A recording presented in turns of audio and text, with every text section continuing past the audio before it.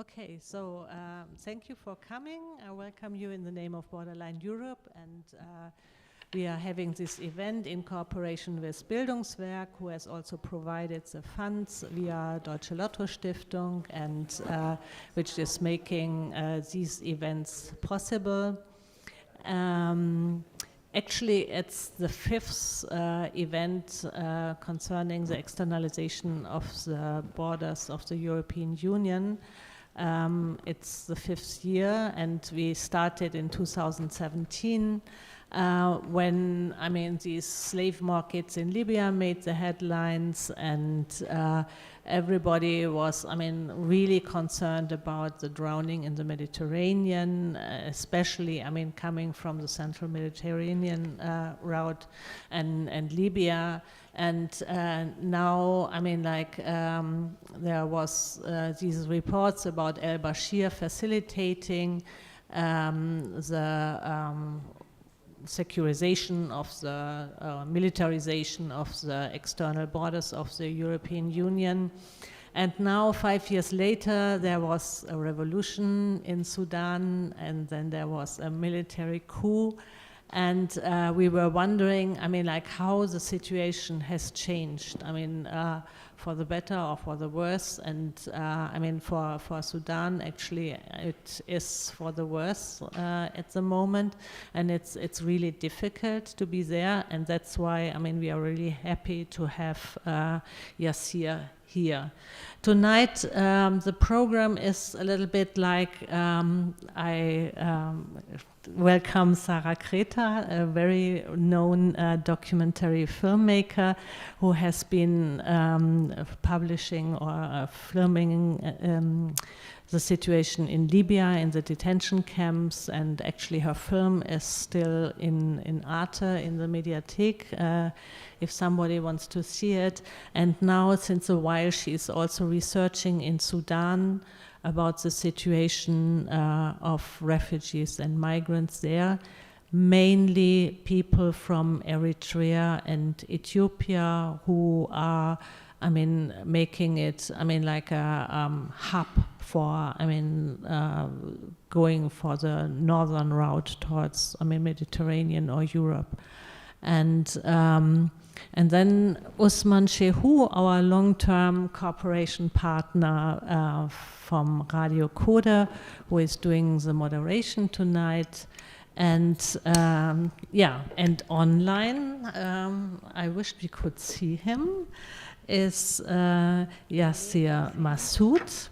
He is a lawyer working with the Sudanese network of safe migration and combating human trafficking in Khartoum, very long name. It's a coalition of 16 CSOs from, I mean, the bordering states in Sudan. And Yassir is an outspoken human rights activist, not only, I mean, concerned about migration in Sudan, but about, I mean, the political situation. And he will give us the background about, I mean, like, how it came that, I mean, Sudan turned into a hub for migrants, and what are the reasons for that, and what are, I mean, is the legal situation there.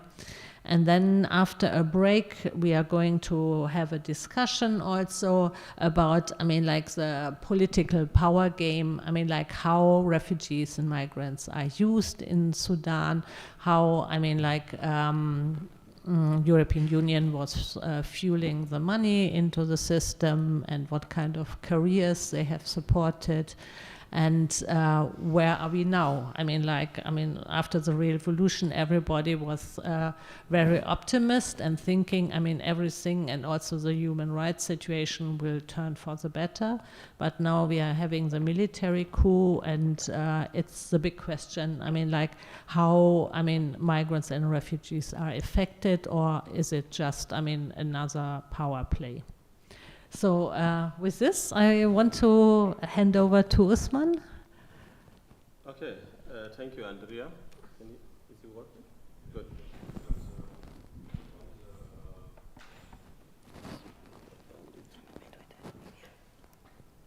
Okay, now? Yeah, like Andrea said, my name is Usman Shehu, and I run Code Radio International, where we have started a partnership long time ago. First time we look at the effect of refugees and how climate change causes these refugees we are having. And presently we are running a program between Borderline and Code Radio on monitoring the right of refugees along the borders of the Sahel. And this program started now since February and is running very well. We use our various correspondents in Niger, Cameroon, and Nigeria to monitor the borders. So this is one of the cooperation we do. But let me not waste time. I would like to ask Sarah to tell us what is really happening in Niger, in Sudan, because a lot of, when you discuss about refugees, people knows about Libya, Agadas in in Niger Republic. These are the routes people know. Only few knows about Sudan and Yemen, what is happening when you talk about refugees. Even though Uganda housed the highest refugees in Africa, if not in the world, but people don't hear much about that area. So Sarah, go ahead. Thank you, Osman, and thank you everyone for organizing this event. And thank you also, Yasser, to be with us. I wanted to start by trying to create some kind of connection between what I've seen in Libya and also what I've seen in Sudan. And just today, while I was arriving in Berlin, I received a picture of Mahmoud Abdulaziz. That was a 19 years old Sudanese refugee that hanged himself in a detention center in Ain Zara in Libya. And he remembered me, he made me remember also those other refugees that I met along the way in Libya and also while I was doing my work. And I want to remember them. I want to remember Mohammed Hamad Hadam, that had 25 years old, and he was also from Darfur. He was shot dead by Niger security forces last week in Agadez camp. And I also want to remember Abdel Wahab Youssef, that was 29 years old when he drowned in the Mediterranean together with other 45 people. Their ship was shot by a group of men and was caught on fire. The authority from Libya, Malta, and Italy were all called, but nobody answered their call. And he was from Manwashi in southern Darfur. And I also wanted to remember Abu Ishaq, that was 20 years old from Darfur. He was killed in Homs detention center while their boat was captured by the Libyan Coast Guard and brought back to Libya. He was forcibly brought back to Libya and he tried to escape because he didn't want, he refused to be taken to a detention center where torture and exploitation were widespread. He was shot dead and he was just 20 years old. Together with him, I want to remember also Muzammil. He was 29 years old. He was 19 years old and he joined the Mediterranean. His family was living in Zamzam camp in Darfur. I want to remember Abdul Karem, Abdallah Goma, Hamid from Niala, Amir Altar from El-Bashir, Bashi Hamid from Darfur, Samad Mohammed Saleh from Darfur, and many others that they didn't make it to Europe. Their courage and their persistence, I think, are important to remember, and I want to say their name because they are not collateral damage of a war. These dead are not politically neutral. These dead are the precise product of the European policies, and I think the action and the policies that the Italian and European institutions are perpetrated in Libya are creating this death. So I really want to, to interrogate us here as Europeans, and I want to remember their names. Thank you for that. I think another important thing that they have in common is that they are all coming from Darfur. And I visited Darfur last summer, and it was for me a very important journey because I was living there with the families and with displaced community, so I was really embedded with them for one time. I'm often embedded with the security forces, with militias, with armed groups. But this time I was welcomed by families and displaced community that are living in Darfur in a situation of protracted crisis and displacement for over 20 years. And the majority of these youth and this family have experienced multiple displacement, not only inside Darfur, but also inside Sudan, because the impact of the conflict, I mean, since 2003 onwards, has created a large-scale displacement and insecurity. And many of these youth, have been migrating not only in Sudan, in northern Sudan, searching for gold, in Chad and in the region, but also, in the whole Horn of Africa. And their migration has been affecting both the Libyan route, but also other route of migration route. So a lot of these youth in the village will have or known someone that either died in the Mediterranean or made it to Europe. And many families were asking me about these stats. They were asking, what happened to Muhammad? What happened to Abdullah? He didn't reach back to us. He didn't call us back. And unfortunately, there is very little that we can say, because we have no proof that they didn't make it to Europe, and normally European authorities don't respond to calls from civil society actors or people that are asking information. So from one side, families are asking information, and to the other side, families are displaced and unable to think for their future, what will happen to them and their kids. The situation, for example, in Kalma camp, it's one of the biggest camps in Darfur. It's located 17 kilometers from the main city, that is Nyala. More than 100,000 people live in this camp. So when we think about numbers and how many people made it to Europe and so on, like 100,000 people are stuck there since almost 20 years.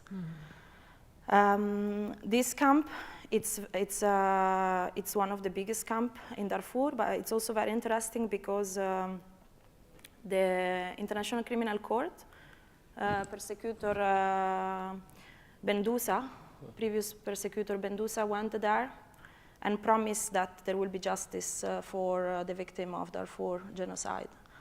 Obviously, unfortunately, and obviously, I mean, nobody is really able to think about how this justice will come to Darfur one day.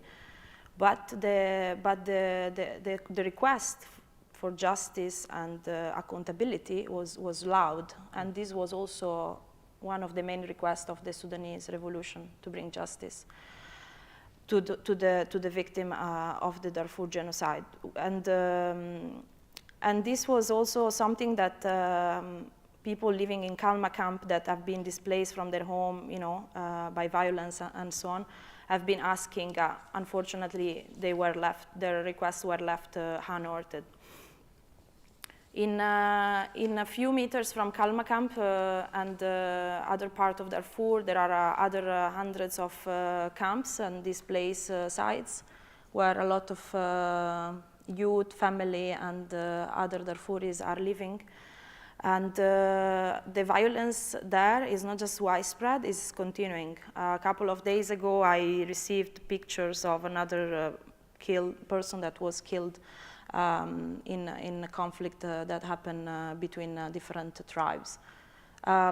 So obviously, the request for safety and the request for future is still very strong, and a lot of these young guys that are able to come to Libya, they are looking for safety and security that cannot find at home. So it's interesting to see also in terms of migration and movement within the region. Here you can see, I mean, a few data that are shared by the UN. Obviously, these are just partial because the monitoring is really, I think, an issue there, and it's very difficult to monitor how much violence and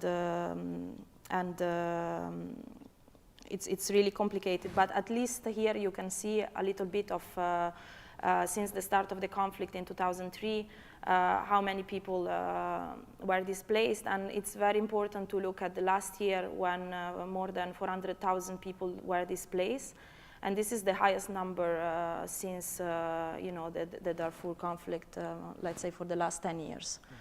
So again, I don't think this is a good sign, both for the region and for these communities. Another important element to mention is that a lot of people are trying to make it to Libya and to go to Libya, but also a lot of people are pushed back from Libya to this region again. And this unfortunately happen on a daily basis. They are abandoned in the middle of the desert without water. In 2021, the Libyan official from the eastern government expelled, according to their numbers, more than 8,000 people. These are only the official statistics that they share.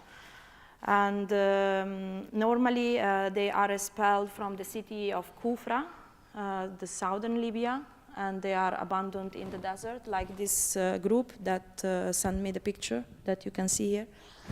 The expulsion are happening so in many ways also on the border with Niger. And so from one side, these are expulsion from the border of Sudan and Libya, so from Kufra, while also there are expulsion happening from the border with Libya and Algeria. And just today, MSF published the last number that they have, and between January and May 2020, they recorded 15,000 expulsion from Algeria. So this is clear that the border is moving further. Not just in the Mediterranean. We are very used to see the picture from the vessel in the Mediterranean, but unfortunately we cannot see what is happening in the desert. These are just fragments of their journey back. It's impossible to visit this area for journalists, civil society activists. These are like no-go zone.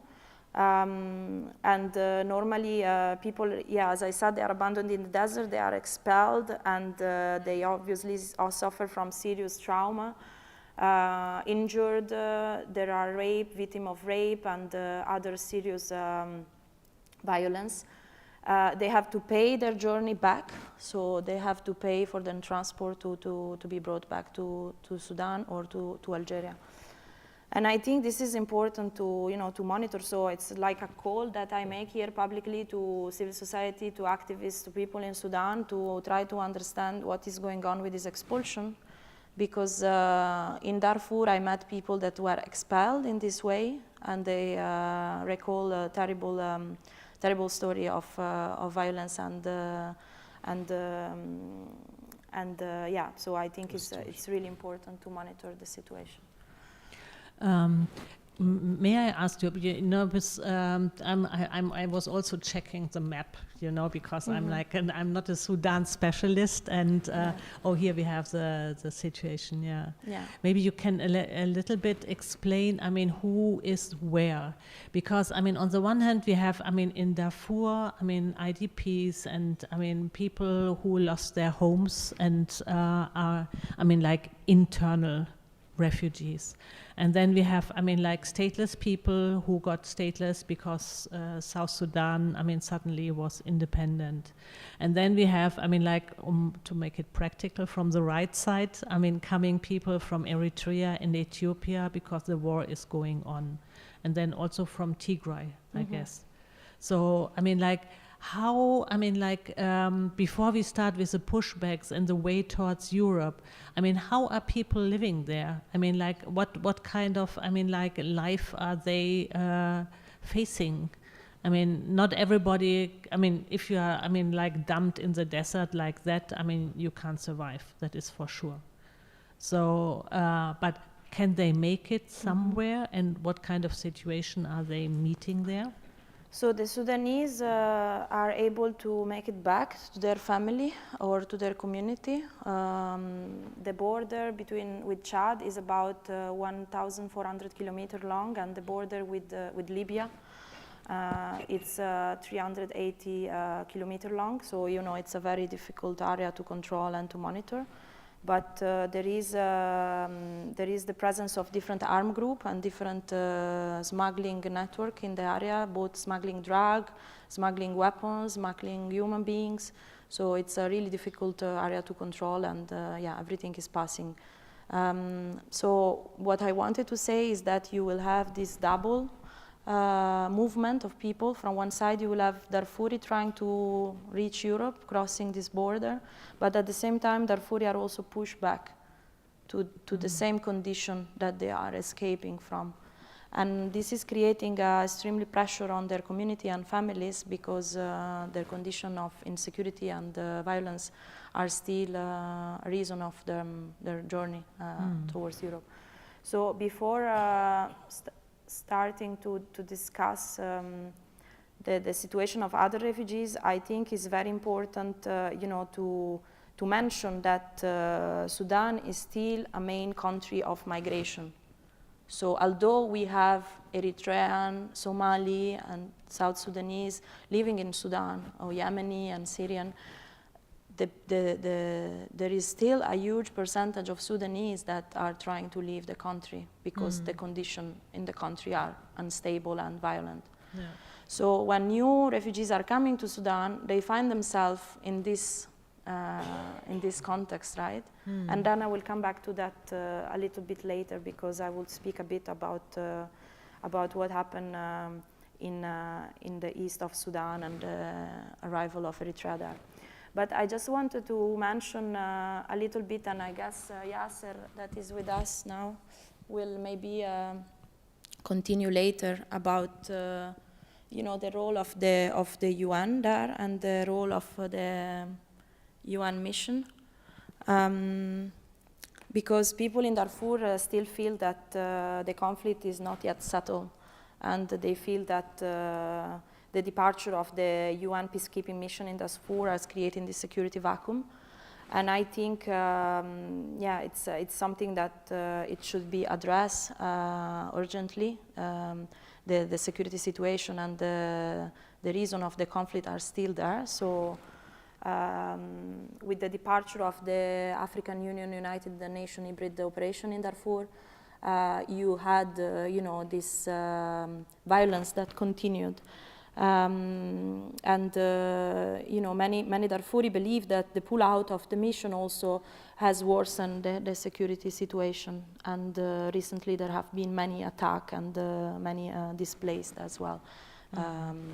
So I just wanted to make it very clear that although the mission withdraw last summer, the reason for the mission to be there are still left unanswered, and despite the big amount of billion and euro that were spent, and human resources that was spent, still the situation it's really challenging. For example, and this is a currently investigation I'm working on, all the UN premises have been looted. And of course, like a lot of Darfuri would criticize the fact that the UNAMID mission have been failing to protect them for a long time, because attack and security was also widespread. And it seems also that they believe that during El-Bashir regime, they were collaborating with the UN. So there was not a clear independent position from the UN. But all the premises and this exit process of the mission is really, really challenging. And as I said, all their base and equipment have been looted by the militias there, by the rapid support forces. And But where they come hand over to the security of Sudan or the UN or AU, they just leave the camps without handing it over to appropriate authority? Yeah, so the process were supposed to hand over this material and premises to the authorities For example, in one of the sites that I visited, there was a big program that was supposed to be handed over to the university, and then the militia there just looted everything. But there was a program of training the Sudanese security forces by the UN. How has that helped? So in some circumstances that I was able to monitor, for example, the programs that they started and initiated didn't finish. Okay. So, for example, you will have persecutor or prisons that were, halfway and then were just left. So yeah, I think this is also, something that we should consider and focus. But yeah, as we were saying, Sudan is hosting over 1 million refugees from mainly Eritrea, South Sudan, and Ethiopia. Recently, 50,000 Ethiopians arrived in Sudan in the last 12 months or so because of the war in Tigray. And for a long time, the EU has been fueling money and trying to stem migration to Europe through different programs. Maybe Yasser will speak more about the programs that he knows, like anti-smuggling programs, monitoring programs, and so-called humanitarian programs. So a lot of money. Here you can see some of their official numbers. But yeah, the situation in terms of security and also in terms of the situation for refugees, they still remain trapped in a kind of insecurity / inability to live, to work, or to be self-sustain themselves. For example, Eritrean refugees I speak with mention that they are constantly arrested, especially during Ramadan. There was a huge round of arrest because of like widespread corruption among security forces in Sudan. They would kidnap or arrest people and then ask for ransom to liberate them. They can't leave the camps that they live. So here is the border with Eritrea, is the city of Kassala. It's 15 kilometers from the Eritrean border. And this border embodies like a mix between the recent conflict that broke out in Tigray and the situation in Eritrea. These are the Taka mountain. It's really like behind this mountain is Eritrea. And Eritrea is a place where it's impossible to go for journalists. I tried to enter many times. My visa is just left unanswered, all the requests, and I'm not sure that there have been an independent reporting in Eritrea for the past 15, 20 years, as far as I know.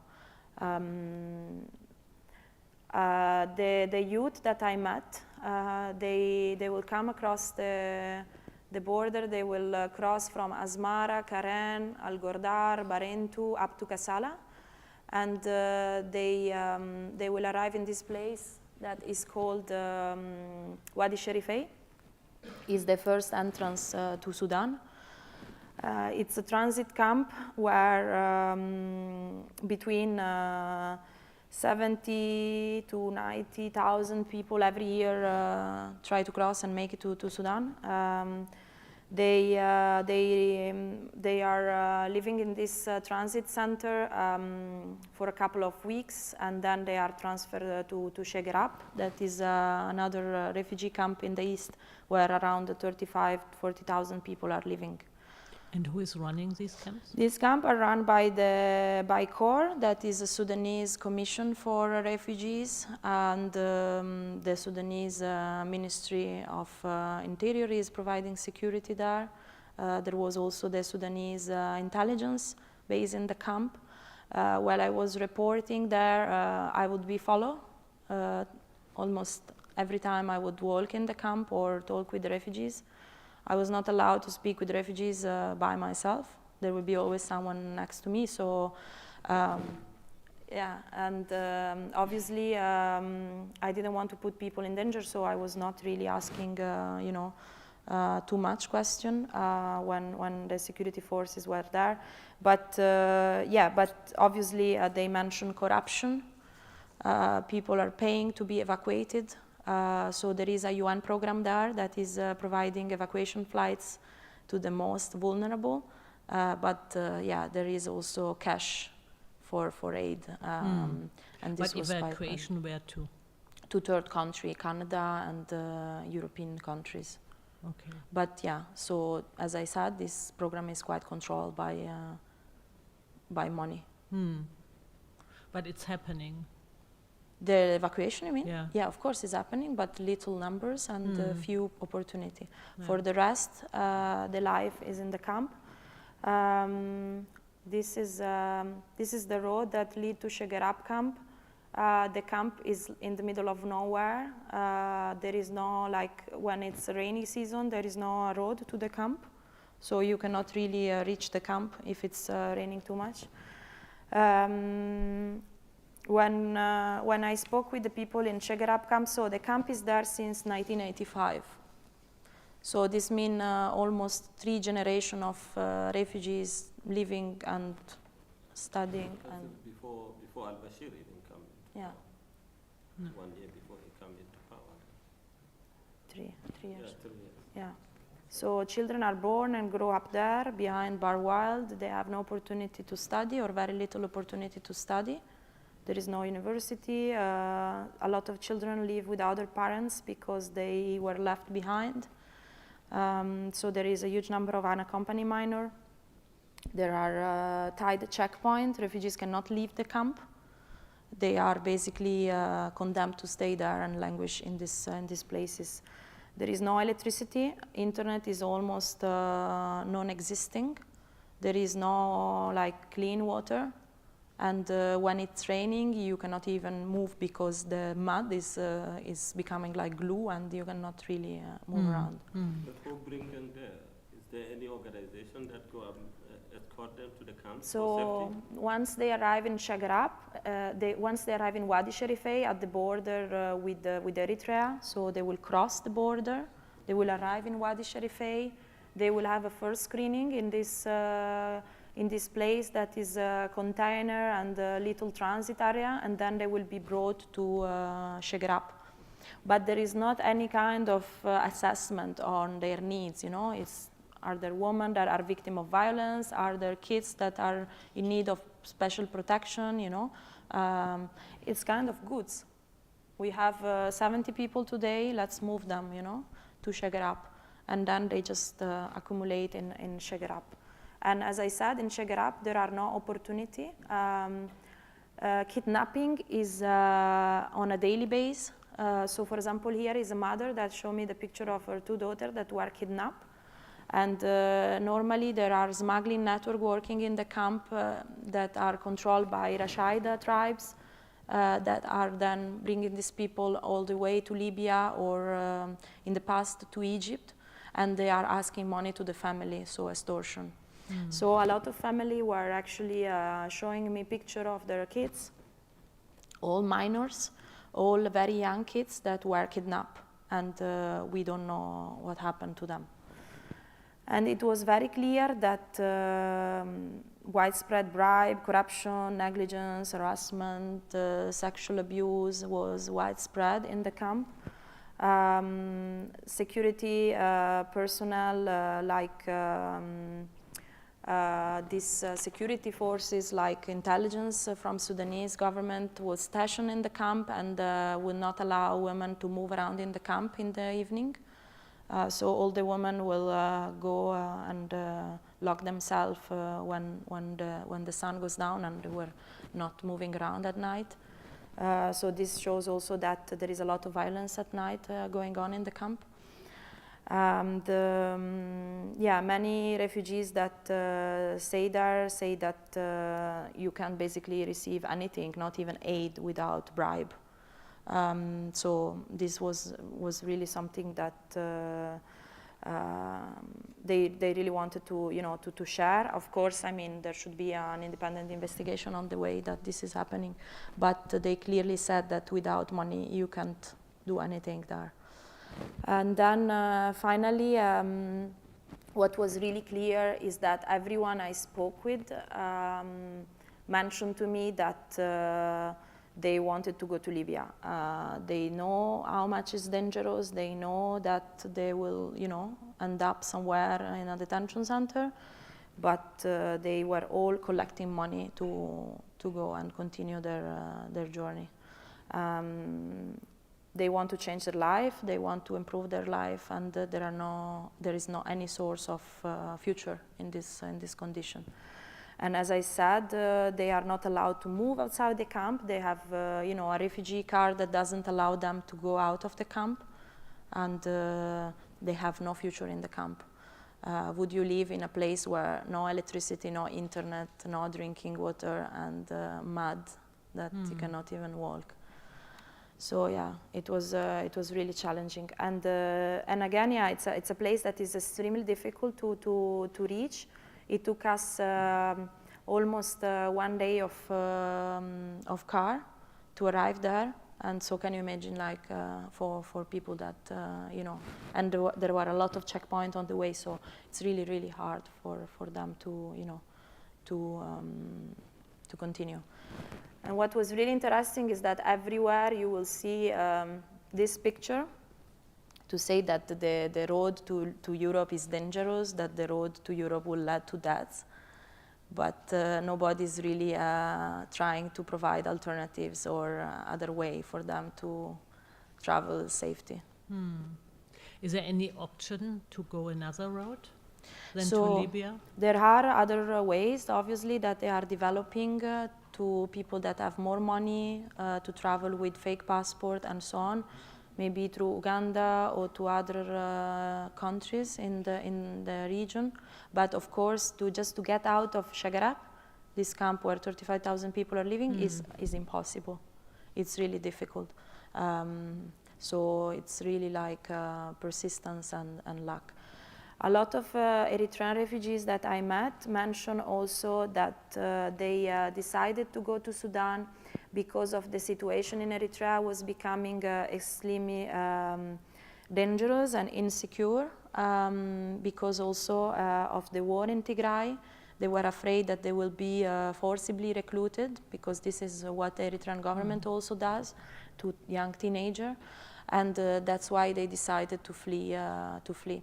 So I met a huge number of unaccompanied minors and young women that crossed to Sudan, and that they mention this. So how the war in Tigray is also affecting, the security situation there, and also I think what is important is that in a way they know that the trip will not be easy, that they know that there are a lot of, dangerous, the path is dangerous, but they have no alternative. They can't stay in Eritrea. So until the situation in Eritrea will not change, because don't forget that till 1994, the Eritrean regime is in place, and there is no constitution, there are no free media, there is no civil society, there is no internet connection in the country. Like, it's really like a black hole. Youth will not will try to continue their way. So UN pulled out of Darfur, and in these camps is the international community present? So when I was there, I haven't seen anyone. Of course, the logos are everywhere, but they didn't show up. So there was no food distribution or anything in terms of like their presence. What people mentioned was the security. So like food and like is not really probably what they need. Is more security. And also what I wanted to say, it's also about the numbers. So again, here the numbers are for the new arrival for the last months, but again, a lot of people don't get registered, but they just just get out of the way by themselves, because they know that if they are registered, they will end up in this camp, and they will have no future. So they literally try to get into Sudan and then continue their journey if they are not stop. The border is heavily militarized. from both sides, but especially from Eritrean side. And people mentioned that the Eritrean regime is shooting at them when they try to leave.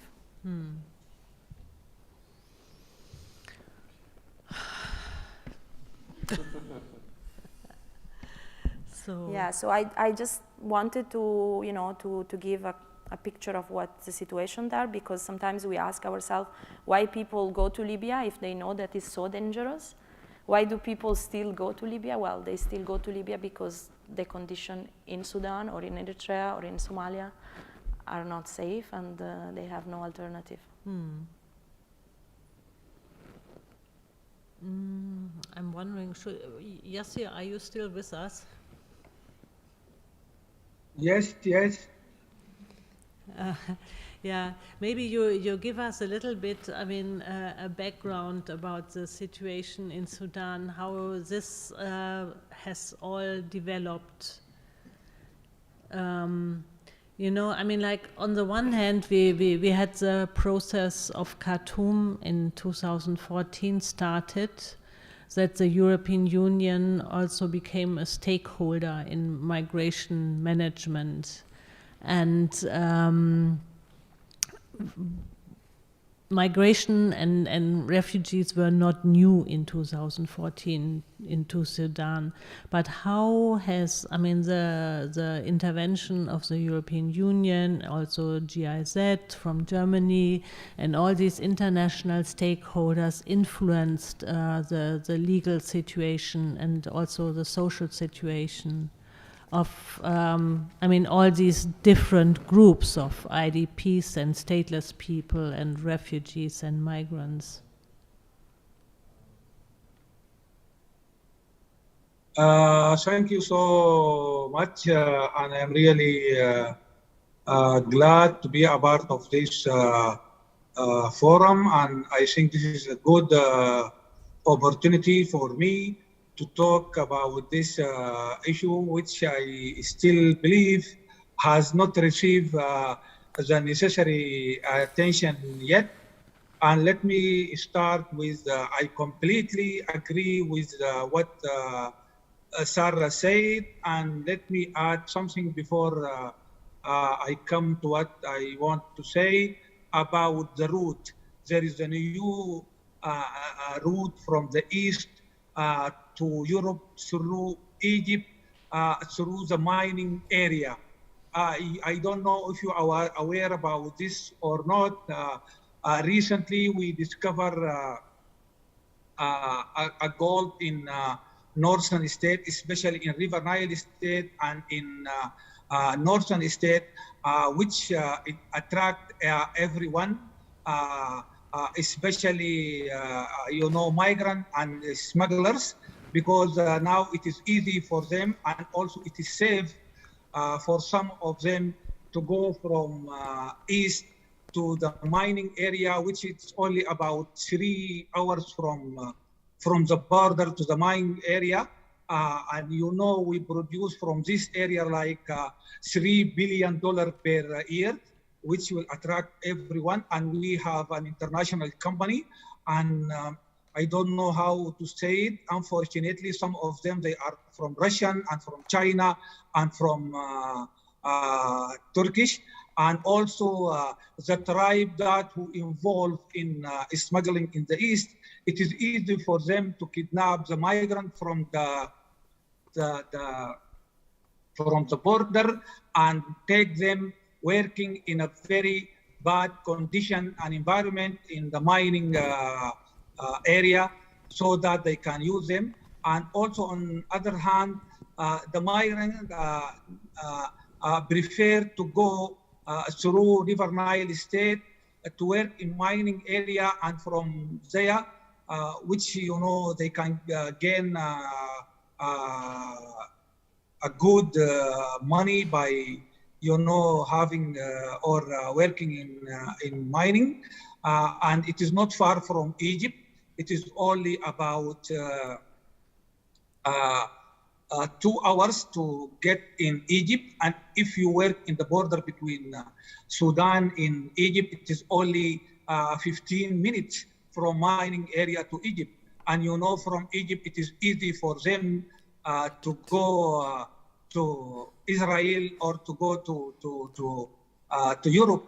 Also, it is very important to mention that Sudanese, especially Sudanese people, they don't need a visa to go to Egypt. So it is easy for them, especially people. Let me just give you, give you just a very simple example. We have an area called Abu Hamad. Abu Hamad, it is about like 500 kilometers from Khartoum. It produces like about $1.7 billion of mining per year. And the population, the population is about 100,000. But because of the mining, and because the mining attract everyone, especially people from West and the migrants, now the population just after 2 years now, it is approached to 800,000. To 800,000, from 100,000 to 800,000. So you can imagine, and all those, they are just about the maximum. It is about 2 hours from Egypt. So if you have this money and you are not far from Egypt, it is easy for you to go to the border and then to the Egypt. So it's up to you now to go to Israel or to Europe through the Mediterranean. And also it is a good environment for the looter and for the human trafficker to play there, especially when we know, I don't know how to say it, but sometimes we have many reports about the involving of some of the government officers in this issue, because you can become, a billionaire in 1 or 3 or 2 or 3 days. So let me come back to the situation for the migrant in Sudan. The previous regime is used this file like in a political way. They want to play with this file, especially with the European Union. And because of that, the Khartoum process and the European Union involved in this situation. And let me be honest with you. The Khartoum process really it affects the reputation of the European so much, and all the human rights activists, they are not happy about the role of the European Union regarding this operation, especially, I don't know if you are aware, one of the outcome of this Khartoum process, that they established something called ROC, a Regional Operation Center. And I don't know if you are aware about this. And this, yeah, maybe you explain us a little bit, because I mean, ROC might not very well known here. So it's a Regional Operation Center, Khartoum. It's a project by the European Union, funded with 5 million, as far as I remember. And what is their task? Yeah, the most of their task, it is the involved in the security issue, gathering information about who's involving. But unfortunately, most of their operation was against human rights, and unfortunately, many of the people that they attack them or that they arrest them, and even some of them, they transfer them to the Europe, to the court, to the Europe there. But unfortunately, I can say 90 or 99% of them, they were innocent. They are not guilty at all. But as I said, maybe I have to add a sentence. Yes, yeah. This ROC, the international yeah, maybe I have to explain a little bit, because the Regional Operational Center was a European Union project, and it was meant to combat trafficking, and it had, was a cooperation with Interpol, and was, directly, meant to find trafficking organizations. Right, and not only in Sudan, in other countries as well. Yeah, but first, is that still operational? I think the funds have expired this year, and when you talk about human rights violations, I Not- mean, Not this. go ahead. The network is. Yeah, let me give you a clear example about this.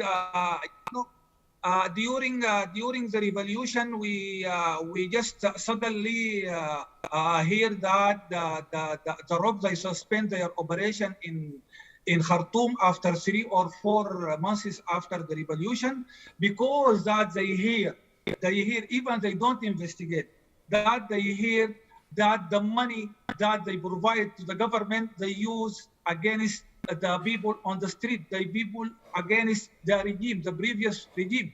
And also, even this is not, the issue is, even after they suspend their operation in Khartoum, they came back again during the military councils, without even saying why they are back, without giving a clear statement why they are back after they suspend their operation. Are they now, satisfied about that, the military component, that they are not, involved in a human right violation? And all of us, we know what happened regard, the break of the sit-in in front of the military headquarters.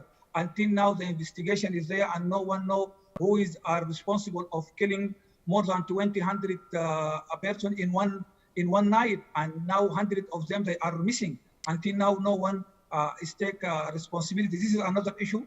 I don't think we don't have a time to talk about it, but I want to just give a highlight about the legal framework that they control or that they govern the situation of migrants.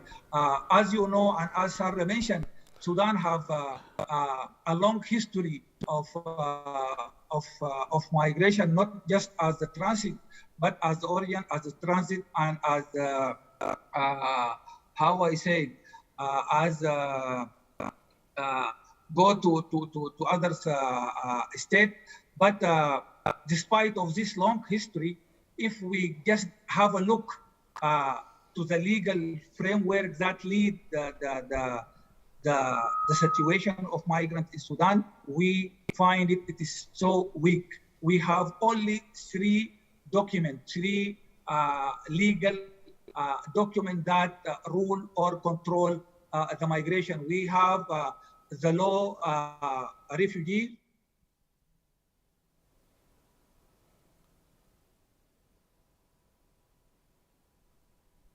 anti-trafficking law, and we have a passport law. Unfortunately, all of them, they were, made by the previous regime, and we know how the previous regime, they want to use, and they don't care about given the right for the people. It's still, yes, I think the difference between, especially in the refugee laws, there is somehow a progress, but not the one that we are looking for, not that the one the people, the migrants, they are looking for. As Sarah mentioned, it is forbidden for everyone to be outside of the camp, and we have hundreds of thousands out of the camp. When they are outside of the camp, now they are under the mercy of the government and under the mercy of the government officers, which is they use this against them, and it is a gate of the corruption. It is easy for anyone to arrest any migrant and asylum seeker and collect money for them.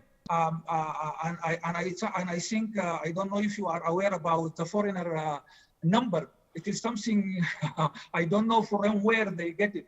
The government, they say it is easy for everyone to get a foreigner number, and you have to renew this every 3 months.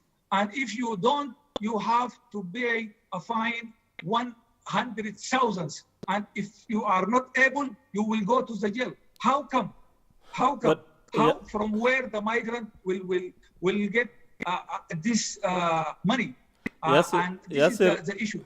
But let me just give you some tips for the Yasser, international can you hear me, community. When I Yasser? say international community, I mean UN, international NGOs, international donors. Yes, they put a lot of effort regarding this issue. Yasser, but can you hear me? unfortunately, all of them, they were with the previous regime, and all of this effort, it was just focused in the security issue. They didn't pay any attention to others issue like the social human rights, where just if you analysis the money that went to the government capacity or whatever you say, regard the money that went to the local NGOs, to the migrants themselves, you will find a big difference. And also, it is not fair till now.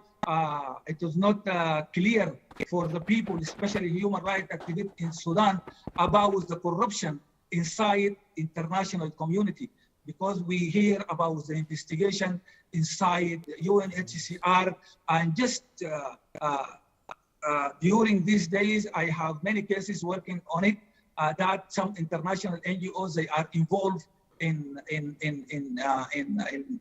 a corruption. So till now, the role of the international community, it is not clear what they want and how to do it. Till now, it is not clear, especially engaging, local NGOs in this operation. And let me give you also another example regarding the Tigray crisis. In the border now, we have about 40 international NGOs, UN agencies working there, try to respond. Yes, they are doing great regard, providing service, but they are doing this alone without consulting even with the government and even with the local NGOs. How and I have an information. Many of them, they are now back, or they are pulled themselves out of the area without handover to anyone. So how we think about the sustainable if we do not engage the local community? We try to raise, we have to raise the capacity of the local community, of the local NGOs to take the responsibility, because sooner or later the international community will not be there or to anywhere for last. So this is the issue. The last thing that I want to mention it. Till now, how I say it, how I put it. All of us, we think we know what the migrants need. We didn't give them the chance to speak. We didn't hear to them, to their needs, what they are facing. But we come with our idea that they need, psychosocial support, that they need food. No, we need to use the participatory approach. We need to listen to them. We need to ask them what their need and how they want us to solve it, not to come with, this clear and the issue that it is okay and take it. This will solve your problem. I will end here, and I will say the situation especially after the coup, after the military coup, and the other dimension, especially the regional dimension, and we know who is pushing I don't want to mention, names here or countries, but we know who is behind pushing the military component to make, conflict between us and the border because of their interest of the water or whatever. And if we still continue like that, this will raise the tension, and we are expecting, a huge wave.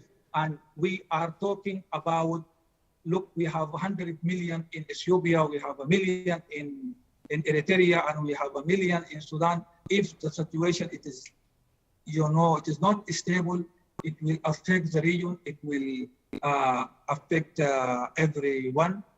Thank you so much, and I don't for giving me this opportunity, and I hope I don't take your time, and I hope you find what I said it is useful. Yes, I would Thank like you. to Over ask you, to you. Yasser, can you hear me? Yasser, are you hearing me?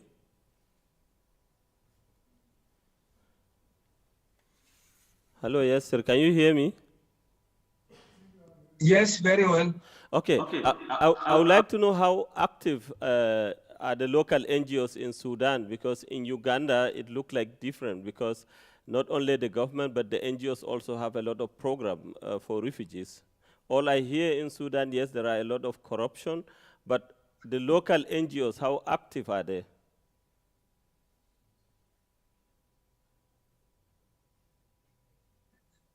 Yeah, thank you for this good question. Yes, local NGOs, they are suffering a lot because we are under the dictatorship regime, but we have an experience how to complement our project, and the reputation of the local NGOs, especially now as you mentioned, I am a part of this network, which include like 27 NGOs. But let me give you just a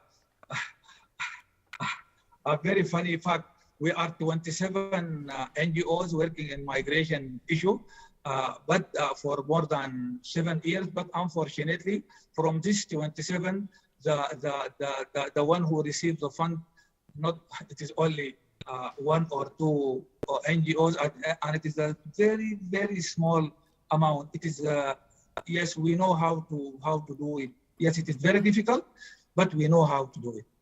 One of the area that is Over to you. one of the area that is being reported about Sudan is not only this migrant through the road, but you have some certain traffickers that are expert in Sudan who used to help refugees get fake passport and fake visas, go to Latin America before they come back to Europe. What do you know about this?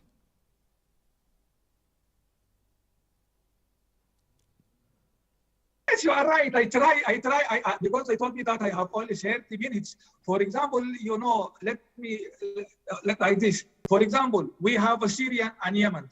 And the previous regime, it is open our border for them to come without visa and provide them with the Sudanese passport.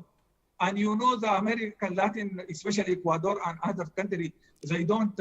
You can enter there without a visa for the Sudanese people. After the revolution, in one day, the civilian government they cancel in one day like about between 13,000 and 20,000 passports for one day for the Syrian people. It is easy to get the Sudanese passport by just if you have a money or if you have a good.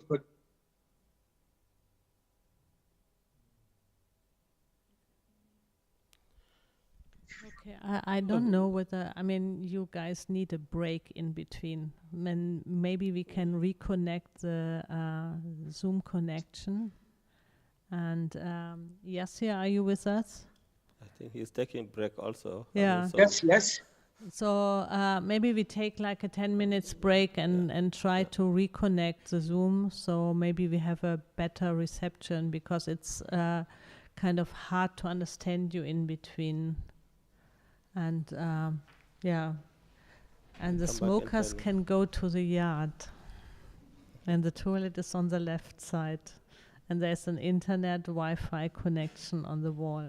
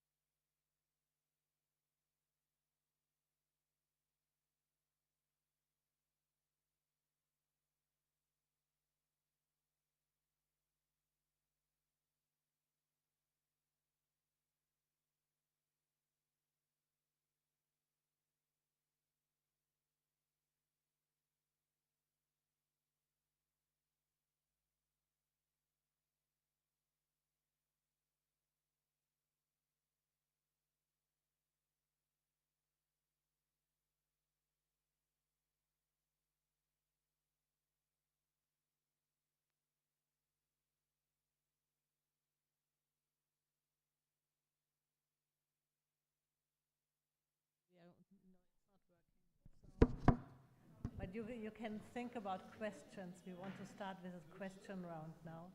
And we are waiting for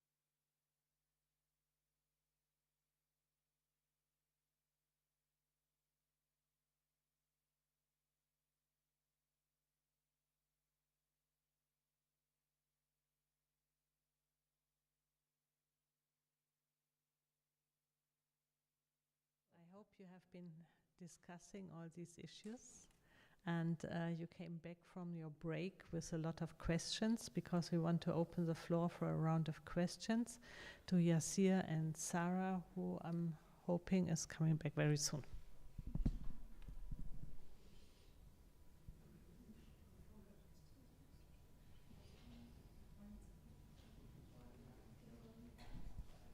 Can we see Yassir? No, You hear me? Okay, we don't see him. Or is it? but can he hear us? Yassir, are you hearing us? Yassir? Okay. Can you hear us, Yassir? You hear me? Yes. Now, yes, yes. Now, yes. Yes. Okay. We are back now, Hello? and I think since you have listened to Yassir, you have listened to Sarah, if you have question to any one of them, or you have comment about your experience regarding refugees, also you can tell us more. So the floor is now open for question, for comment. Yes? Yeah, I have a question for Yassir. Can you use the microphone? Yeah, so Thank that he you. can, Yassir can hear us. Yeah. If you Yeah. Hi, thanks you first for this very interesting panel, and I have to admit that I'm really not well aware of the situation in general, but I think it's super important to raise awareness. So thank you very much for making this possible. I have a question for Yassir. I wanted to know if working as a human rights lawyer within Sudan creates for you problems like concerning your work. Do you face criminalization or any kind of like censorship when publishing or working on the matter? Thank you. Yassir, do you get the question? Hello, Yassir? No. It's cutting. Can Okay. you repeat it, please? Yes, she's asking the condition being a lawyer, a human rights lawyer in Sudan. How sweet is that one?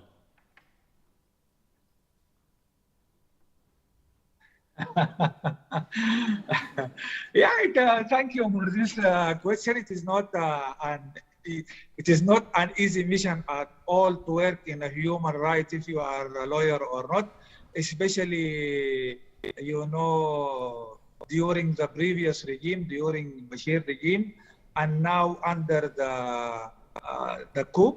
But we have a good, at least we have a good time during the transitional period, but unfortunately it is not, it's only for 2 years.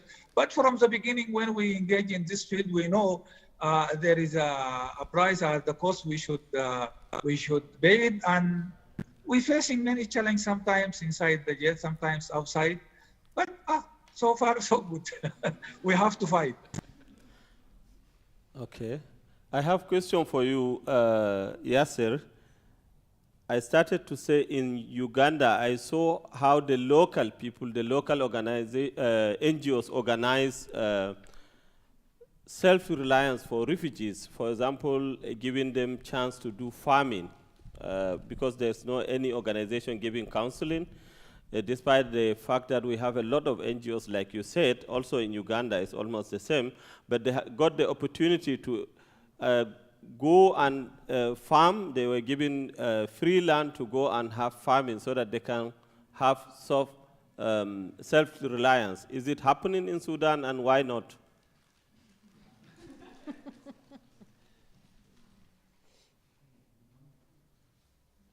You get the question? Yes, you are right, and I am aware about this project, and it is really fun. Yes, I got the question. I am aware about this, and it's really fantastic project and activities. And actually I can't say there is no. We have, but not as what we want.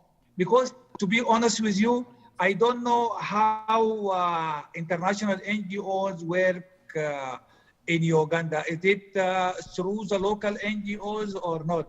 Here, for the international NGOs, I think it is very difficult to work directly with the migrant because they don't know the context. They don't know the Sudanese context.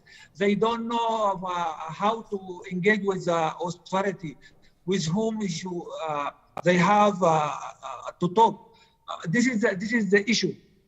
We have talking to the international NGOs and international community. They have to put local NGOs with them, with their project, because they will facilitate many issues. And they are from the field. They know exactly what migrants need. And also, it is the kind, look, without having a host community with you, without having the government with you, without having the local NGOs with you. For example, who is going to give you the land? Who is going to give the land for international NGOs? No one, because you don't have any contact with them. You don't have any, any relation with them. Because of that, the only people who know to build this bridge, the local NGOs. But unfortunately, till now, as I mentioned before, the link between them and the local NGOs for the migration issue is so weak. For example, look, I think Sarah will give you something about this. If you just make a comparative about what happened inside IDB's camp in Darfur, it's completely fantastic. Because most or all of international NGOs, they have their local partner. So, and some of them, they are from IDBs themselves. So we want to have this with a migrant, but unfortunately, till now, no. Okay. Any other question here? Yes.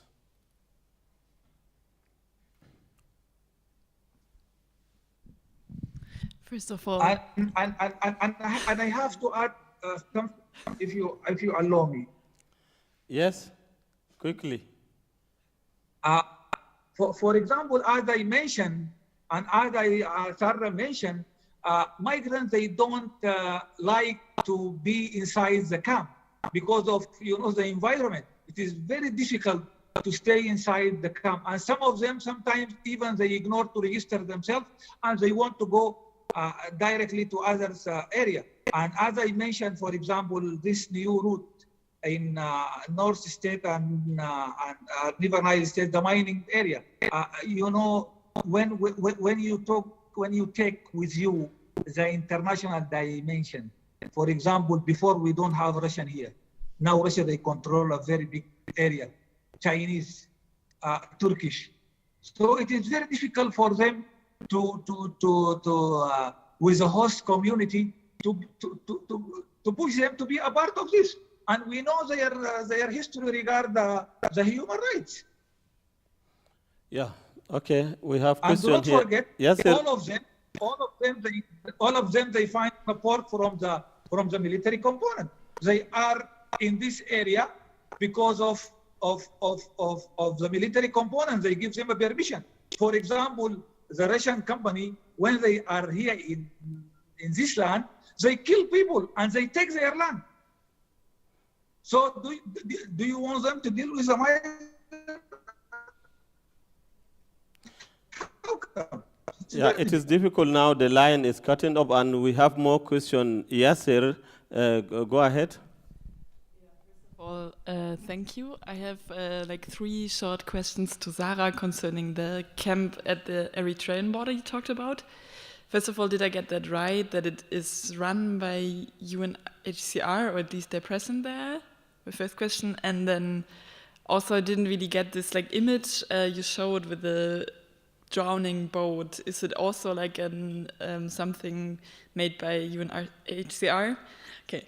And then one thing, maybe it's a naive question, but I didn't actually understand, when the camp is like so closed and like so much in the middle of nowhere, how do people actually raise the money or earn money to go to Libya afterwards? Is it only like money they get sent by their families, or are there any other working opportunities, so to say? Thank you.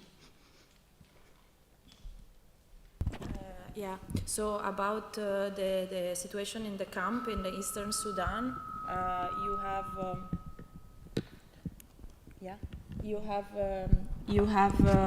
the camp are run by CORE.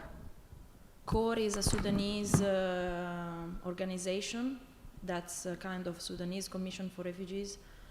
I can say that they are not really independent, but they are infiltrated by government forces and intelligence forces, and they are the main partner of the UNHCR. So the UNHCR is present in the camp with their logos, with their, like banners, distribution of certain items, so their logo is very visible, but I couldn't see anyone of the UNHCR when I was there. But the big issue with the presence of UNHCR is also the corruption and the allegation that refugees have been paid to be evacuated. So there was an investigation, and Yasser also mentioned there was an investigation on the UN Commission on this, on bribes that were paid. And some officers were under investigation, some people under the Ministry of Interior were under investigation, but nothing. And so there are everywhere you will have this banner saying, don't go to Libya, it's dangerous, don't pay anyone to go anywhere, stay here, and so on. But of course, people don't want to stay, and they raise money through diaspora.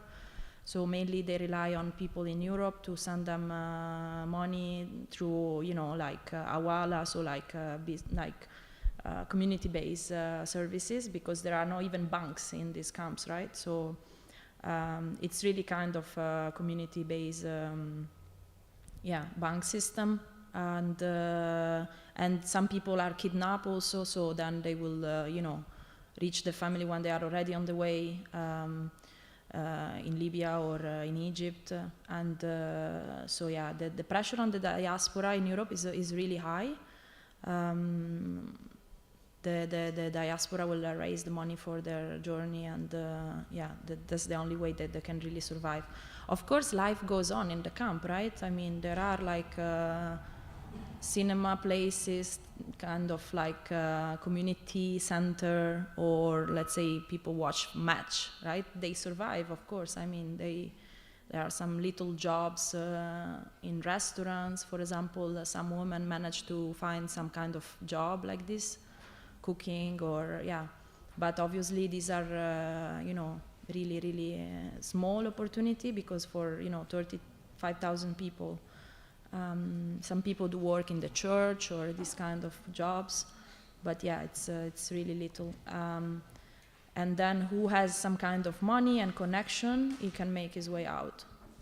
So it's really about if you can find the money from family or people outside that can help you to get out of there. So some people do manage to arrive in Khartoum. When they are in Khartoum, they work. Again, they work illegally because they are not authorized to work. So, for example, a lot of Eritreans will work in Khartoum and will drive rickshaw.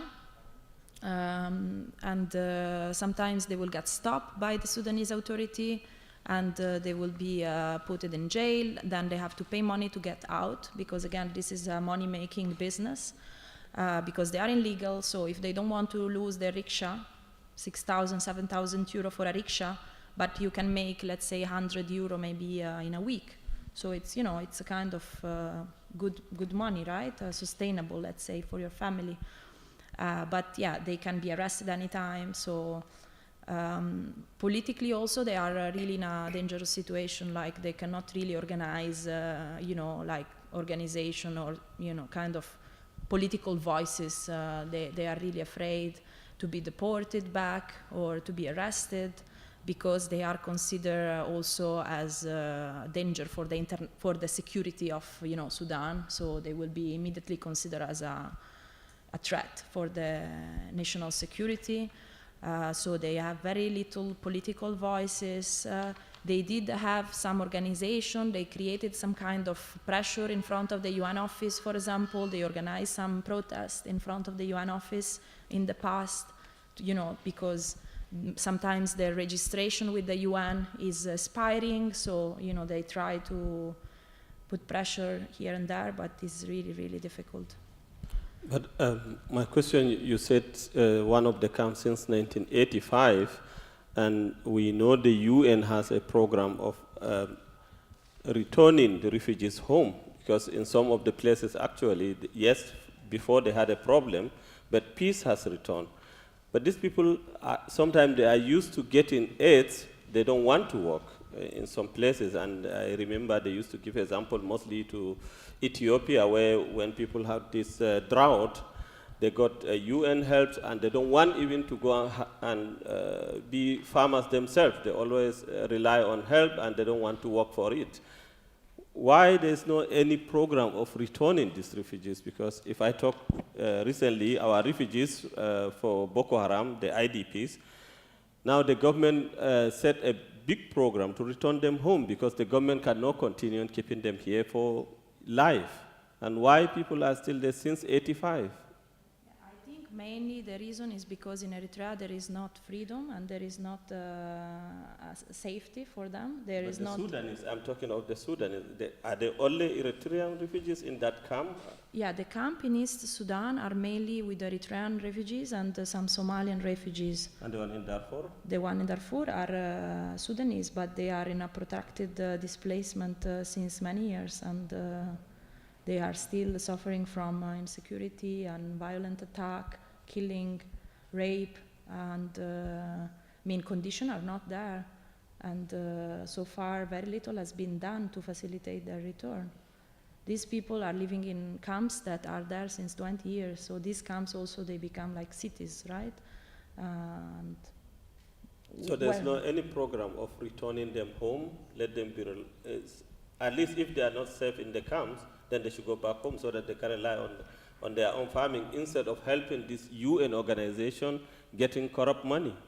A lot of refugees do work, right? They are not sitting there and do nothing. They do work. Like, for example, a woman will go to farm and then they will face rape because they are farming and some people want to take their land where they are farming, and to kick them out of their land, they will rape them at night so that they will not go again to farm and someone else will get their land, right? The land is so precious that is becoming really like the main reason of the conflict and the displacement there. The Darfur, especially in Darfur, like the presence of gold mining, or the fact that also there is like nomad coming from the nearby regions, that they want to use their land for with their animals and stuff. It creates a lot of conflict within the community, So yeah, I think it's the situation is extremely different, Yeah. Any question here? Yes.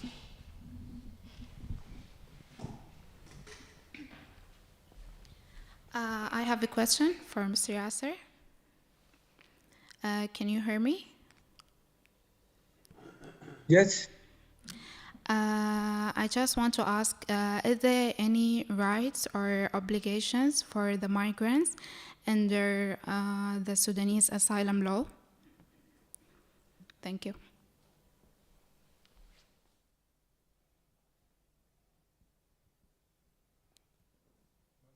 Yes, sir, you got the question? Sorry, cutting. Is there any law for migrant in Sudan law? I can't hear you. Can you hear me now? Osman? Hello? Maybe. No. Can you say? Yes, so go ahead. The question Hello? is, there is any rights or obligations for the migrants and their... Hello? Can you hear me? Can you hear me? Okay, we will write the question to you, then you can answer it, right? Yes, sir, can you hear us? Not well. Okay, Andrea will write you the question, then you can answer it, because we are hearing you.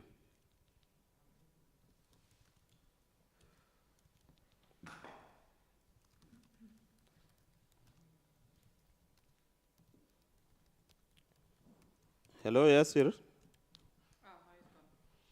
It's gone.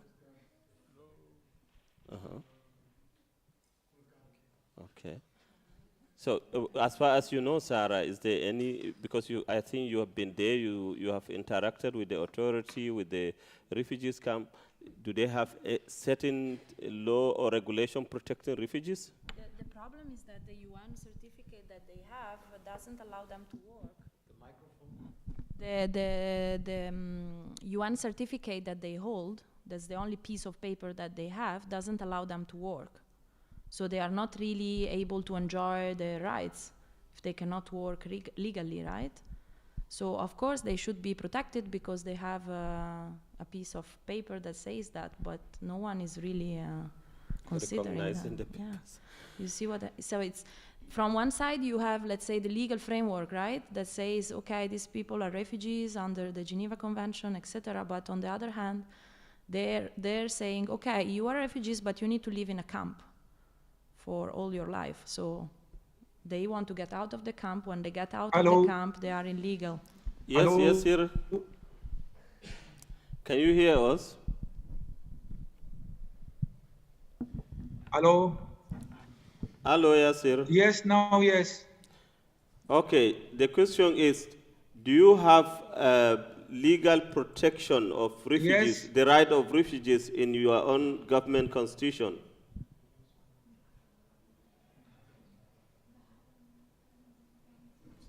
Yes, yeah, as I mentioned, do you hear me well? Yes. Hello? Not well, but yes. Hello?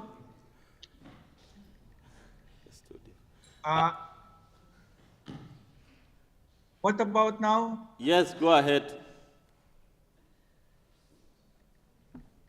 As I mentioned, regard the asylum,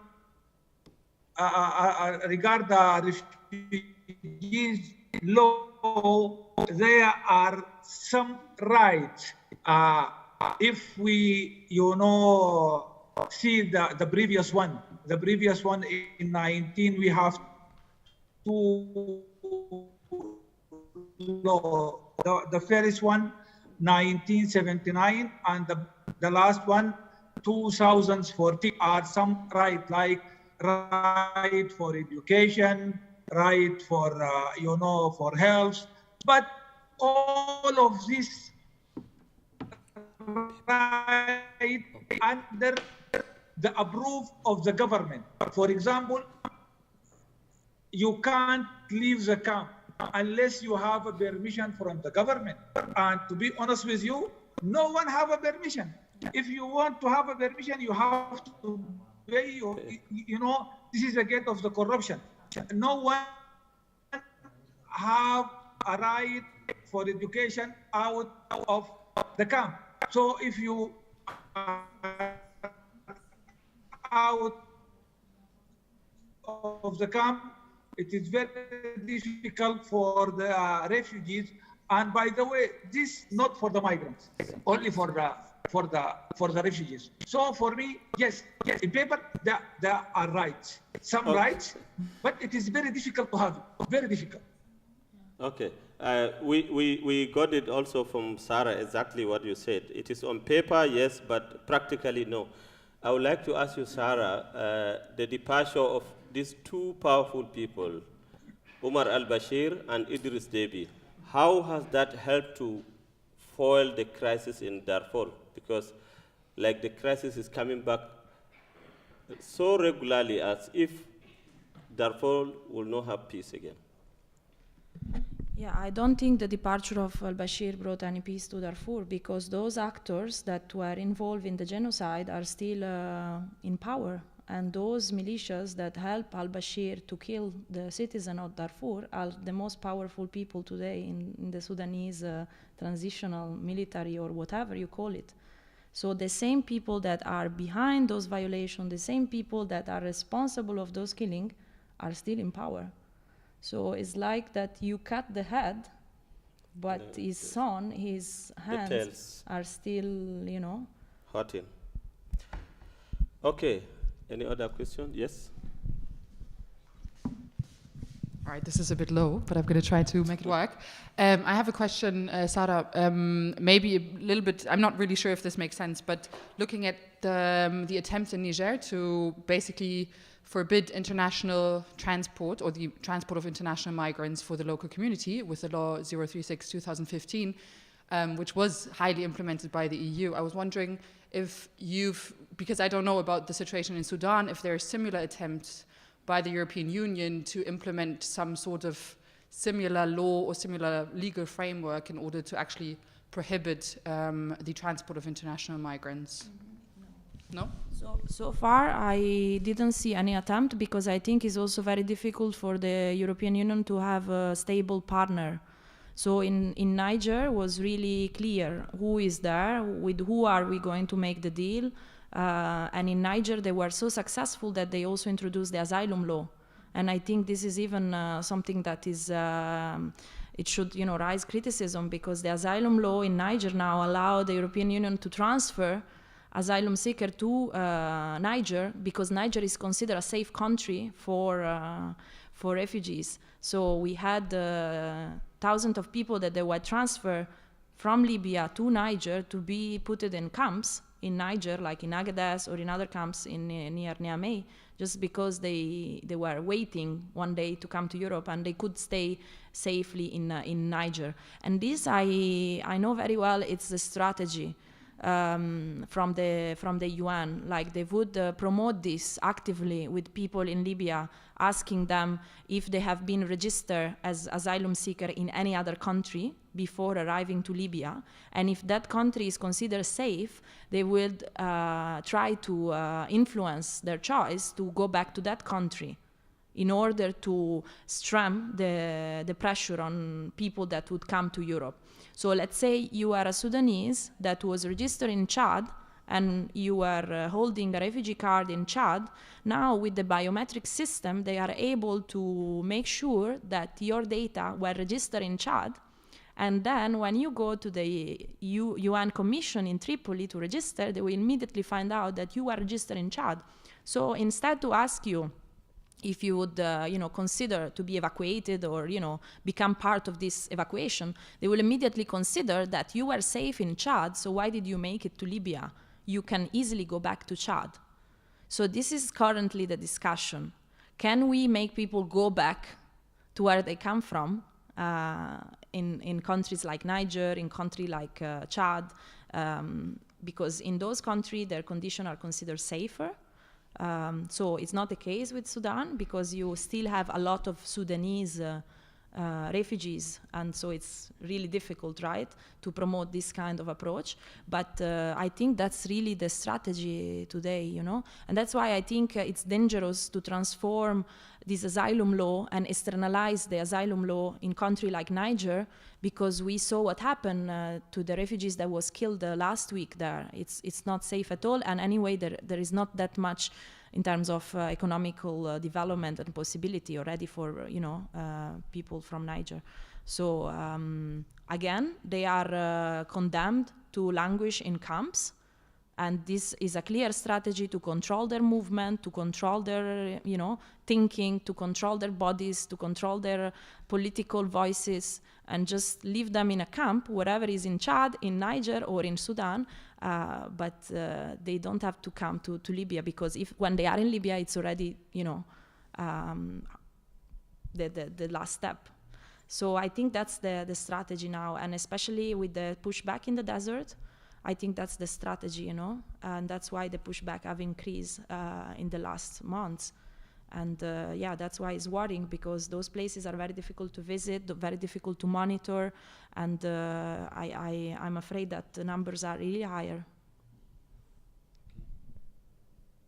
Next question.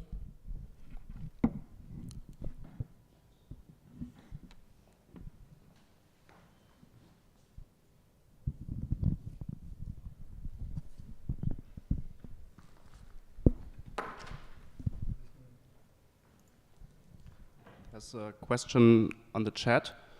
How is the situation and the rights of women in Sudan? Is it dangerous for Sudan women to try an immigration to Europe? And the second question is, why is it not possible to put an end to the corruption in Sudan?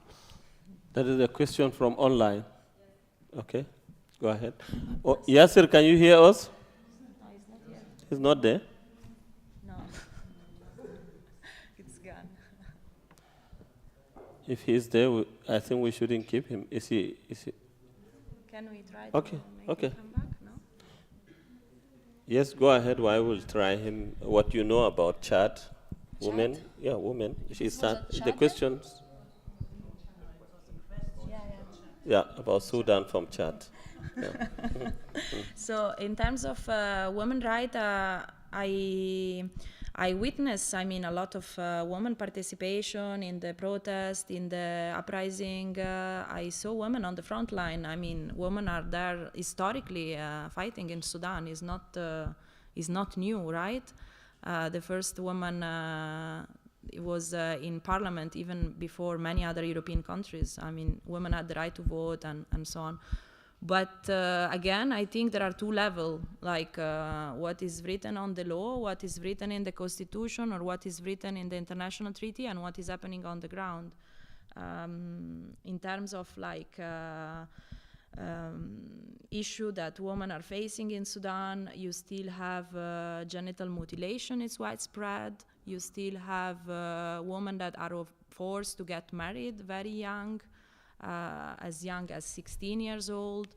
The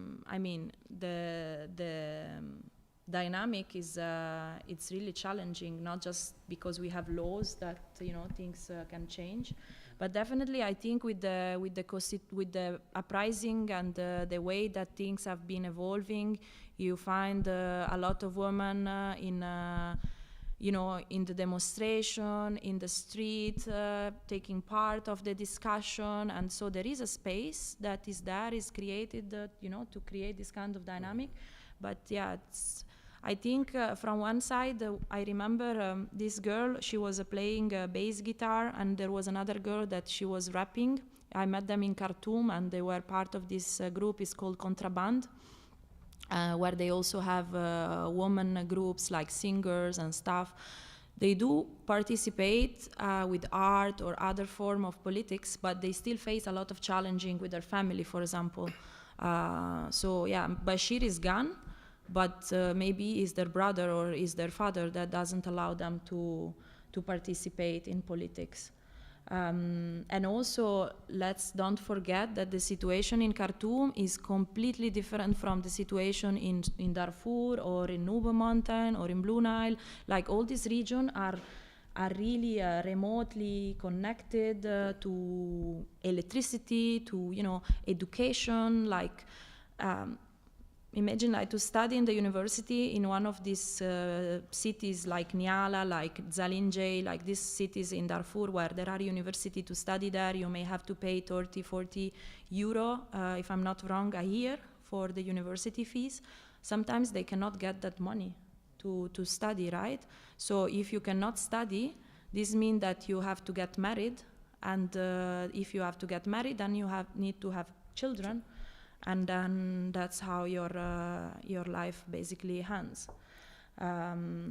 So yeah, culturally, religiously, and also economically, all these factors and the political factors, I mean, play a role there.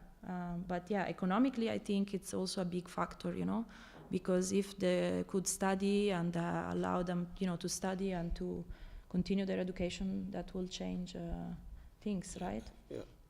Do we have more questions online? What was the other question? The corruption.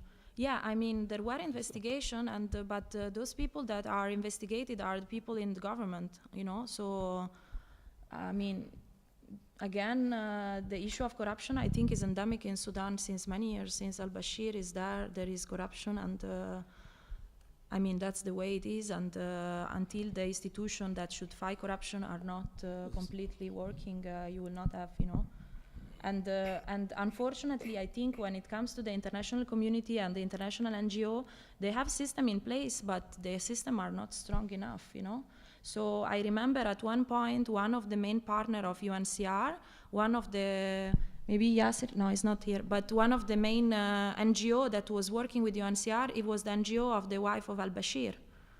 And she created a charity to help kids.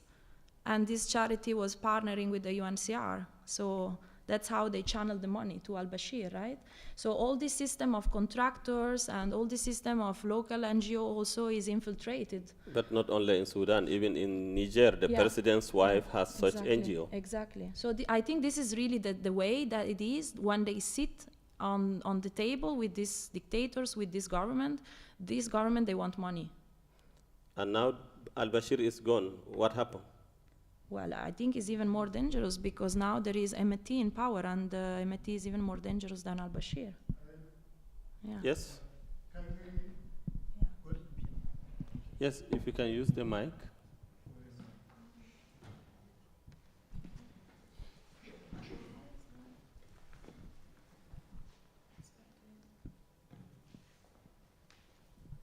Hello? Yes.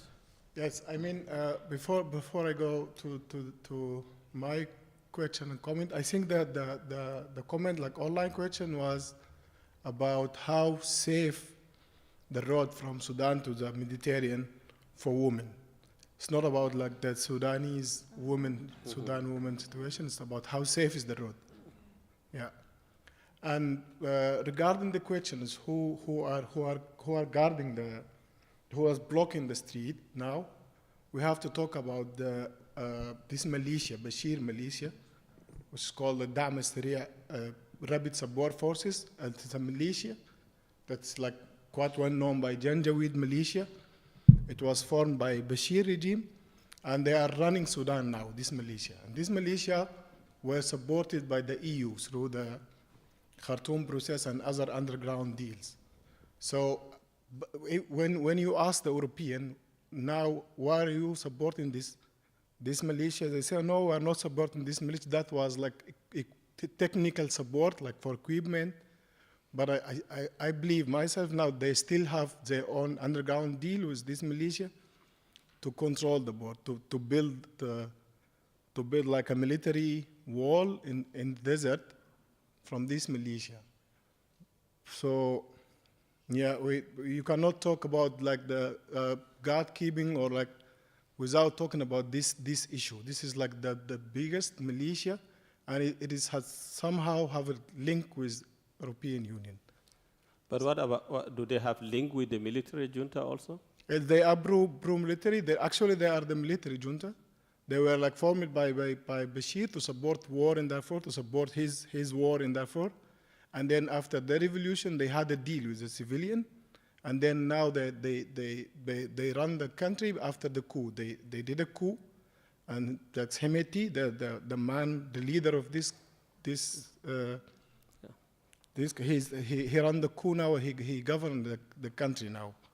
And I mean the European, they were also like before, like 2 years ago, there were like a deal also between the civilian government, like a transitional government, and European, like high commas from here and other people. They were having also like a deal regarding the migration to bring the Sudanese back and also to block the Sahara road from the people. So I think we need to focus and to do more studies about how the European blocking the border in the Sahara, like even support the militia. In the other hand, they keep saying no, we are anti-coup, we are supporting human rights and so, but they are still paying a lot of money to support the militia in the Sahara. Thank you. Since you are there, let me ask you about, we talk about Europe, but what about Saudi Arabia and Egypt hand in Sudan? What role do they play to support this government? Yeah, Saudi Arabia, they're always allies with like the European and America, you know? So just like they by one side, they support the dictatorship in Sudan. And you know, like if I can say, like Sudan since ever was a country, like migration country, since the ancient time, since the very beginning. But when the EU came and supported the militia and the military troops, so it became like very difficult to the people to travel through Sudan. So they make, their policies, the European migration policies, like make a lot of trouble there. So I think we need to focus in this. So this is just a comment from you, not question. If No, just a comment. This, because like it came, the title of this lecture, or what you said, yeah, like the Gatekeepers. So my question will be who's guarding the borders? And since Yasser here, Yasser, can you hear me? Yes, I hear you well. So you cannot talk. I was saying, like talking about the Dama Syria, like the Janjaweed militia, the people who are blocking the Sahara Desert from migration, and they also have like they are blocking the Sahara Desert. Yeah, the road, like the migrant road. They've broken our road. So, and I have a question for you, because I know like some Sudanese friends, and they were trying to register like an initiative to support, they call it like Safe Road or something, to support the Eritrean and Ethiopian migrant there, but they couldn't manage to register this organization. Even during the ex-regime, the Hamdok regime, they asked them to go for the security clearance. I don't know. Is it possible to register like a Sudanese NGO to support the people in the move?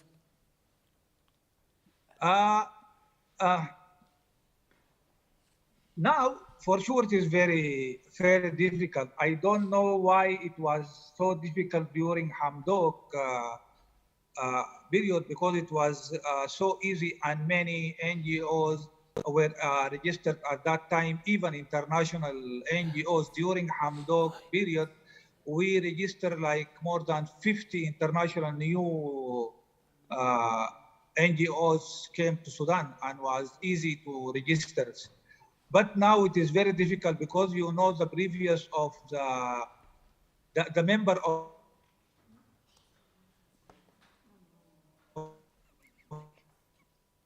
the previous regime, they are back again to their position, and it is very difficult about everyone to have a small workshop inside any hall or hotel without take a permission from the security.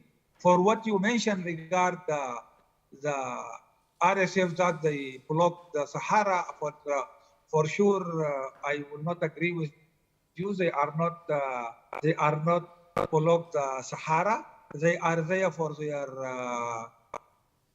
interest, and they block it when they want, and they open it when they want, and it is obvious. Hemeti said it very clear message to the European Union.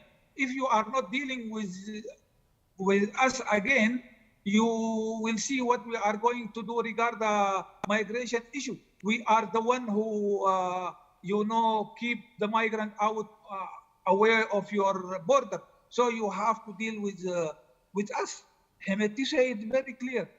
And we know we have many reports regarding I met many victims that they were arrested by RSF in the border of between Sudan and Libya. So for me, there is no way for me to accept that RSF to be a part of any equation dealing with migration issue in Sudan. Okay. I think they play when they want to play, because they are also the one sending people to Libya when they want to send people to Libya. So Yes. they are benefiting both sides. They control the smuggling route. When people are pushed back from Libya to Sudan, they pick them up. They put them in camps. We don't know what happened to them. Maybe they are recruited, maybe they disappear, maybe they ask money to the family, we don't know. So I think they really play the most clever role, the same thing that the Libyan militia are doing, They know very well that the headache for Europe is migration. But yeah, I don't know how long Europe will go. I mean, would Europe give weapon to Damasria? Because if you look at their latest communication, their video that they did, and they share it on Twitter in English, they have a Canadian company that is making their PR. They are really clever in their messaging, and they are controlling their messaging really well. And they say, we want weapon. Do you think Europe will give them weapon? As you said. I mean, it is for me. It is a clear question. Hello. It is a clear question. I mean, for this question exactly, if Europe are going to give them weapons, surely yes. For me, it's clear, because I know that from my self experience and doing also activism in the whole situation, the political situation in Sudan. And if someone from the government, even the European Union or from the German government or any kind of European government came to me and he said or her said that we are not giving weapons, I will tell him or her, you are lying directly. For me, it's kind of constant thing. It is clear that they are going to give them weapons. The equation is that there is white people living here in Europe, and that there is also migrants suffering from the whole situation there in those African countries. The question is why? Why there's white people living in Europe here? They don't have any problems. They are secure. Their life is secure from everything. And why there's people have been colonized through the history, and now they are living in new colonization, suffering all the time from wars. I mean, like the war that started in Darfur in 2003, it had never been the first war in the world, or not the first war had happened in Africa. We have always, Sudan is just an example of a lot of African countries. They have been suffering from conflict and wars. We have been divided through the colonization. This is the true. I'm speaking about true now. True of history. I'm not speaking about the things that happened newly in the last period. We have been suffering from dividing through tribes, through countries, through different stuff. To leave our countries and come here and living here in something, the name of it, diaspora. we living here with our bodies, but our heads there in our country. So to your question, I just want to make this comment for two stuff. The first one, you asked the question of now Al-Bashir is gone. I will answer you also shortly. The Bashir is not gone. Al-Bashir is still there. Al-Bashir has never been a person leading a country. Al-Bashir is a system being leading the country in a basic way, in a structural way, in two ways. His government is still there, and a previous example for it, that the people who leading the governing the country now, Hemeti, is a result of Al-Bashir and his system, a result of his policy in the country. Now we have a militia, they leading this country. Can you imagine that, for example, Germany led by militia? Can you imagine that? But is it better Al-Bashir or the militia now? I think this is really, I'm respecting you, but I think it is a really easy question. Yeah. I mean, it's not the real question. No, I mean, because people fought to see they get, and they are still fighting to get things better. That means even now they are still not yet, they still not yet reached where they want to, if I get you clear. We came to the minus. We didn't even reach everything. And to ask this question, the militia is better or Al-Bashir is better, I think this is not the right question.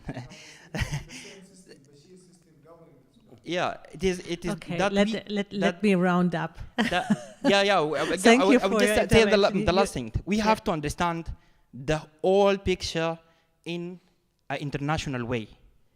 We living, I mean, all those government, all those international community organization and UNHCR telling the people don't go to Europe and don't see the stuff in the social media. I mean, what the fuck? What are you speaking about? We are speaking about people who are daily life, risking their daily life in Sudan, in Eritrea, in Ethiopia, in Libya. You telling them don't lost your life trying to reach Europe?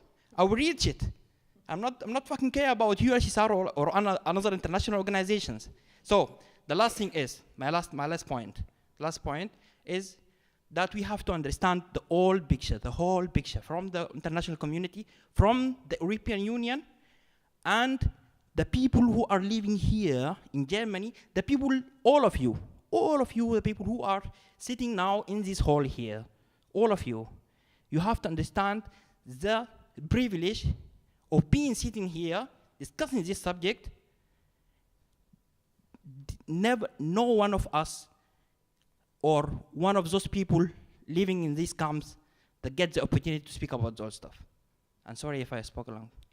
No, I just thank you for that, because I mean, like, this was actually the idea for rounding up this event, because we really have to ask ourselves, I mean, like, what our governments and the European Union have sponsored in Sudan. And we have in Sudan, I mean, like, this is from Yassir, and you joined us again. Yes. So I don't want to steal your idea. You said that you want to have a recommendation for the ending of this event. I mean, about, I mean, like, the impact of, I mean, Europeans in the transitional justice in Sudan.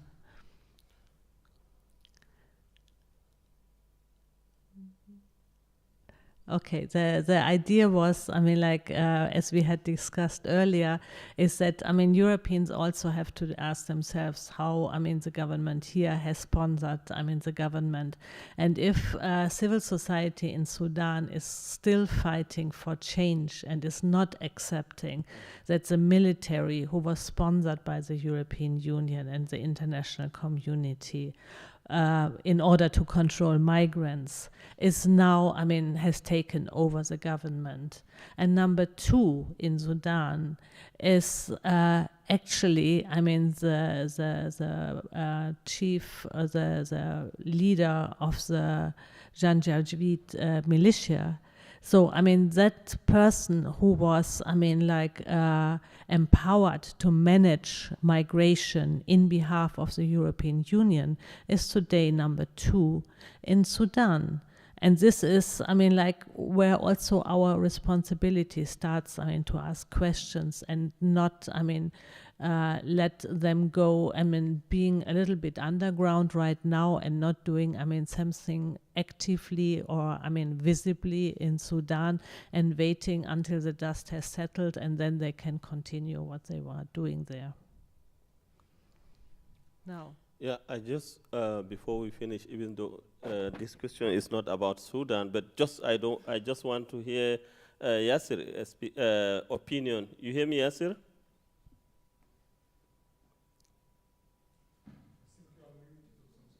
No, I'm on, actually, it's on. Oh, you are muted, Yasser.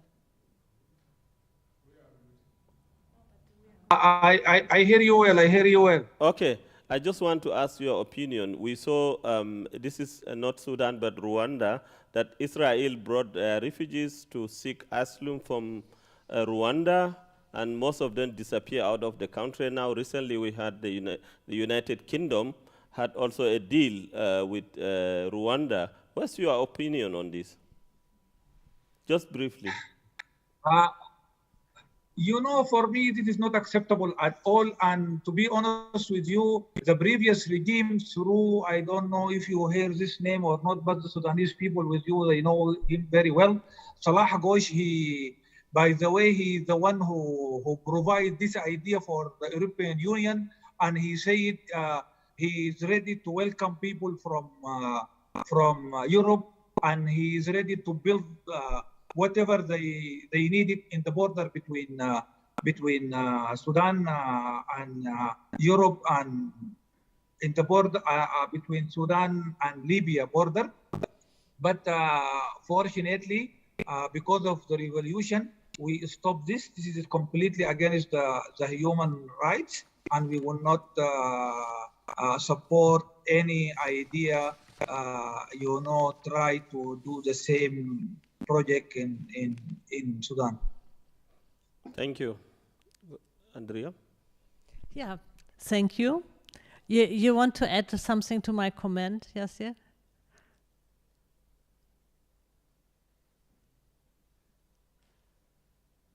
No. So I have one. Yeah. Your final comment. Recommendation regarding this migration. I think we have still, despite whatever it wants, to make more cooperation between the international community and local community, especially local NGOs. Without doing this, it is very difficult to make it. It is very difficult. This is the weakest, you know, the weakest point in this issue. The relation between international community and the local NGOs and local community, it is so weak. And I don't know why till now the international communities, they just, you know, want to put their effort with the government, whatever the government, especially for me, when I saw the people from international community shaking the hand of the Hemeti till now, it is not a good message for me and for the people who are working in a human right. So we need more cooperation between international community and local NGOs and local community. And again, thank you for giving me this opportunities, and we hope we will meet again in any chance. Thank you so much. Okay, thank you for your kind interest and your contributions to the discussion, and have a nice evening.